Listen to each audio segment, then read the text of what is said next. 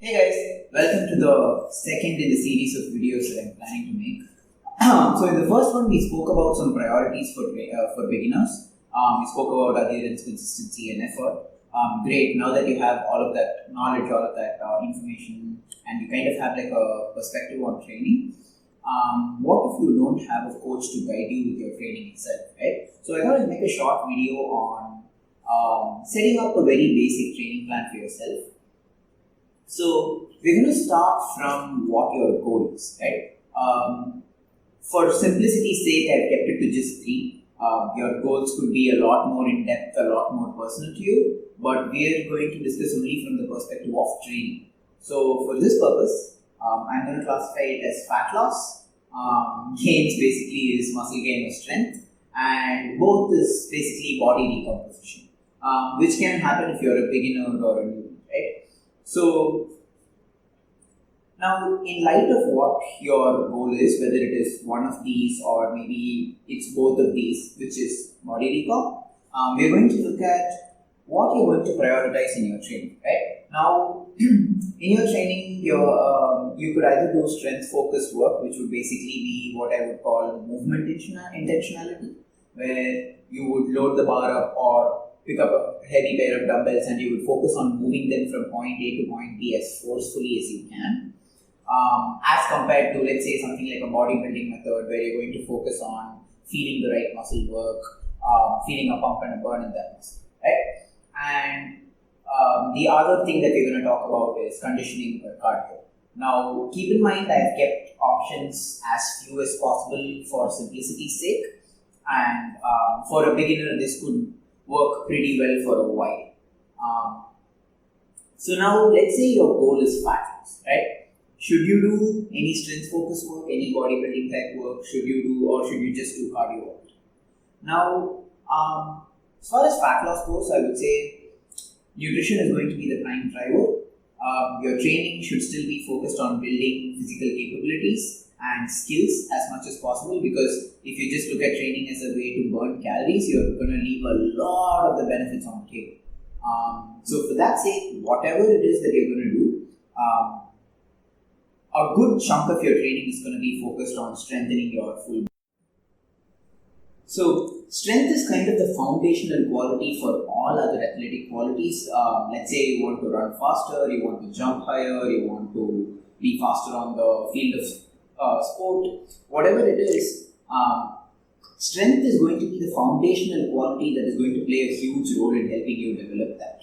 Of course, there is a certain point after which there is diminishing returns, but most of us are not going to get there in our lifetime. Serious athletes get there. General population folks like us, 99% of us will not get there in our lifetime. So that's not something that we need to worry about. So because strength is the foundation for all of this, we're going to spend a good chunk of our time doing that. Now, if your goal is either fat loss or body recomposition, I would say pairing your strength work with maybe cardio here and there. How much of it, how many days a week, we'll talk about that later in the video. And if your goal is, let's say, just muscle gain, just to look good, gain muscle, you're skinny right now, in that case, pairing your strength work with a lot of bodybuilding type accessories might be the way to go. So, going from here, how much and how often should you train? Right? So, anywhere from 2 to 5 days could work for a beginner. This number of days totally depends on each individual's life circumstances and preferences. Let's say you've never trained in your life before and it's not really something that you enjoy, but right now you feel the need to do it for some reason. Probably better to start off with 3 days a week or so. Jumping into the deep end and starting to do 5 days a week may not be the best case in that sense, may not be the best way to go about it. And let's say you're strapped for time, you can maybe get into 60-minute sessions across the week. That is still way better than nothing. 2 sessions across the week is still good enough to see a lot of progress for quite a bit of time before you're going to see any kind of plan. Right? So, for that, anywhere from 2 to 5 days could work very well. Now, in those 2 to 5 days, what is it that you're going to do? Are you going to do a lot of strength work? Are you going to keep lifting heavy barbells all the time? Are you going to keep running on a treadmill all 5 days of the week? Are you going to keep doing chest flies and bicep curls all 5 days a week? So, going into that, if you're training only 2 days a week, I would say 80 to 90% of your time should be focused on doing strength work. Because you can still fit in cardio here and there, 10-minute walks and stuff like that. We'll talk about more of that later in the video. So if you're doing 2 days a week, 80 to 90% of your time focused on strength work. If you're doing anywhere from 3 to 4 days, I would still say, if it's 3 days, I would still say most of your time should be spent doing strength work. When it becomes 4 days or more, then you can definitely think about spending a little more time doing bodybuilding type accessories or cardio conditioning, finishers, etc. Right? So, 2 to 4 times a week strength work. If it's 2 or 3 days, you're going to spend most of your time doing this strength. If it's 4 or 5 days, then in that case, you can add in some other work. Now, the next thing is conditioning or cardio. Now, you're going to do this anywhere from 1 to 4 times a week based on goals, time, what your training history is, what your training level is at the moment, based on a lot of other factors. We'll talk a little more about like how to plan your cardio across the week later in the video. And going into isolation work, which is basically bodybuilding type work, right? This would matter only when your goals are just aesthetics, or if you're looking at actually just aesthetics, to be honest. So isolation work is mostly in terms of being functional. I don't know how much of use there is for it, but all of us want to look good training, right? So for that reason, there is value to doing some isolation work here and there across the week. Now, I know I kind of ran through all of this very quickly. We'll talk about how much of each and how to structure it a little later. Now, going into how you can classify strength work itself, right? So, for the most part, following a push, pull, hinge or squat type classification is going to work pretty well. So, push basically refers to upper body pushing exercises. This could be in the horizontal vector, like a push-up or like a dumbbell bench press or a barbell bench press, stuff like that. Or it could be in the vertical direction, where it is overhead presses, handstand push-ups, spike push-ups, shoulder presses, all of that. When it comes to pull, it basically refers to all back exercises. So it could be again horizontal pulls, all sorts of seated rows, dumbbell rows, barbell rows, all of that. Or it could be vertical pulls as well, where it would be pull-ups, chin-ups, lat pull-downs, stuff like that. And hinge is basically hip hinging, which is where you basically sit your hips back, load your hamstrings and glutes, and drive your hips back through to finish them. Right? So deadlifts, RDLs, swings, stuff like that would fall under the hinge category. And squat, of course, squat or single leg moves are basically all the front side stuff that works the front side of your legs. So the hinge works what we call the posterior chain, and the squat or the single leg moves. Single leg would be split squats, lunges, stuff like that. Pistol squats, skater squats, which work the front side of your legs. Right? So if you look at this across all of these patterns, pushing, pulling, squatting and hinging, we are covering almost every bit of muscle in our entire body. And that is why this is a very wise way of going about classifying the strength movements. Now, while starting out, I would say hitting each pattern at least twice across the week would be a good idea. A minimum of twice, I would say. And you can progress from just doing all of these moves twice across the week, maybe anywhere from 3 to 5 sets every time you do it, for quite a while, assuming you're also going to be adding load here and there and improving the complexity of the moves. So, for strength work, anywhere from 2 to 4 times across the week, classify them into horizontal and vertical push, horizontal and vertical pull, hinge, which is basically deadlifts, swings, RDLs, stuff like that, and then squats and single leg movements, and do each of them at least twice across the week, anywhere from 3 to 5 sets. That should be a great place to start. Now, what are you going to add on top of this? Let's say your goal is aesthetics and bodybuilding. You want to get bigger, you want to build muscle. In that case, most of your isolation work is going to be focused around shoulders, arms, which is basically biceps, triceps, forearms, calves, and a little bit of chest work. So, your shoulders, arms, and calves would definitely need some kind of isolation work over and above the compound strength work you're going to do to maximize their development. Shoulders especially do very well with a lot of frequency, with a very high frequency, which basically means you can train them anywhere from 3 to 6 times across the week if you have the time and if you eat and sleep well enough to recover. Whereas something like a squat or a deadlift, you cannot do it more than once or twice a week if you're going hard and heavy, right? So because it's going to beat you up pretty much. So shoulders 3 to 6 times across the week. Again, going to arms, let's say biceps, triceps, forearms, 2 to 4 times across the week. And all of these again anywhere from 2 to 4 or 2 to 5 sets every time you do it. With your shoulders, you can classify them as your side or lateral delt, your front delt, and your rear delt. So stuff like lateral raises and upright rows would be stuff that you do to hit your lateral delts. Front raises could be something that you do to hit the front of your delt, and rear delt flies, rows, stuff like that would help you hit the back of your shoulders, your rear delts. And with your arms, just doing curls with different grips, so palms facing up, palms facing in, palms facing down. That's going to help you hit your entire bicep from different angles and help maximize development.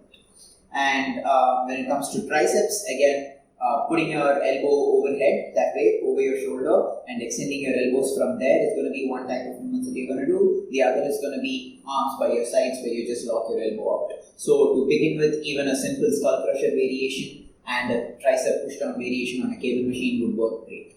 Again, anywhere from 2 to 4 times across the week, 3 to 5 sets every time. Going into calves. So calves are a little bit of a tricky muscle, right? So we use them every day when we walk around, quite a bit actually. And so they do not respond very well to very low training volumes. You can train them once a week for 5 sets and go hard on all of those sets, and you will still not see any growth whatsoever. So calves are another muscle group that respond very, very well to high frequency. So training them anywhere from 3 to 5 times across the week with 3 to 4 sets every single time you train might be a good idea. And out of the other major big muscle groups that would anyway be hit very well by these compound moves, chest actually does do well with a little bit of isolation work. Chest flies work really well either with dumbbells or with bands or on a cable machine. Again, whenever you're doing your bench presses, dumbbell bench presses or push-ups, loaded push-ups, whatever it is, following that up with a few sets of flies here and there does help maximize your chest development. So when it comes to isolation, I think as a beginner, just focusing on these 4 muscle groups would be more than enough for you to get like a balanced, good-looking physique. And then, of course, as you get more experience, as you gain more training mileage, then your training would have to become a lot more individual, where what do you particularly need would become the more important question. And so we spoke about strength, how many times across the week, what patterns, how many sets, how many times again. And we also spoke about when it comes to muscle development, for isolation, what are the muscles you're going to focus on, and how many sets, how many times across the week. So you might have kind of noticed that when it comes to isolation and working on developing your physique, I might have said, or train all of these anywhere from 3 to 5 times across the week. So that kind of makes it obvious, I guess, for like physique development and aesthetics, it does pay well to train more often across the week. I would say at least 4 times a week might be a good place to start. Anything less might not be the best place to start at. I'm not saying you won't see progress, you would definitely still see progress, but you would see significantly more by adding in 1 extra training day. So from there, we are going to go into the cardiovascular prescription. So how much cardio should you do? Should you do 1 hour sessions 4 times a week if your goal is fat loss? Do you need that much cardio? And what is the point of cardio? Why are we doing cardio? Right? So for most of us, I think sweating and kind of feeling like we're going to die makes us feel like we have done a lot of work, we've burnt a lot of calories, and that kind of gives us the feeling of we've accomplished a lot in the workout, which is kind of why I think a lot of us do a lot of cardio, because if you look at the amount of calories that you're going to burn from exercise, it is not much at all. Even if you train for, like, say, if you're on the treadmill for an hour, maybe you'll burn a few hundred calories. That is not much. You eat a bag of chips and you're there. You're made up for it. So that is why at the beginning of the video itself I said for fat loss it is best to approach it through nutrition. Training should still be to build physical capabilities and also aesthetics, right? So that said, cardio still has a place in terms of cardiovascular health, in terms of how well you could recover between sets of your lifting. It has a lot of implications that way. So what kind of cardio activity you do is totally up to preference.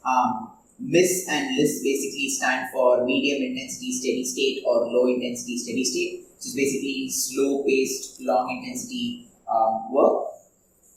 This could be stuff like walking, very light jogging, or sitting on a rowing machine and going at a slow pace for a long period of time. Anything where you're working for more than, say, 5 minutes in one go. So, if that is the kind of cardio that you like to do, then anywhere from 1 to 3 times across the week for anywhere from 20 to 60 minutes would work.